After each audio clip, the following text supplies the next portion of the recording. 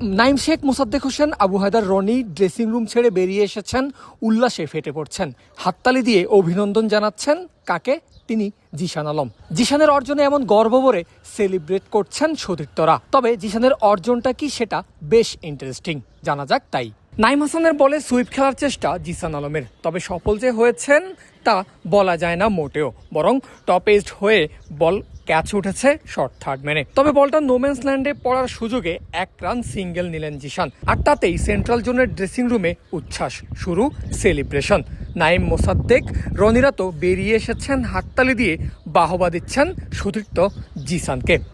এখন প্রশ্ন জাগতে পারে, কেন এমন সেলিব্রেশন সবার? জিশান কি 50 হাঁকিয়েছেন নাকি সেঞ্চুরি? উত্তর, এর কোনোটাই না, বরং ইনিংসে এটাই জিশানের প্রথম রান। যে 1 রানের জন্য 52টা বল খেলেছেন তিনি, অর্থাৎ 51টা বল ডট দেওয়ার পর সতীর্থকে রানের খাতা খুলতে দেখেই এমন উল্লাস নাইম শেখ, মোসাদ্দেকদের।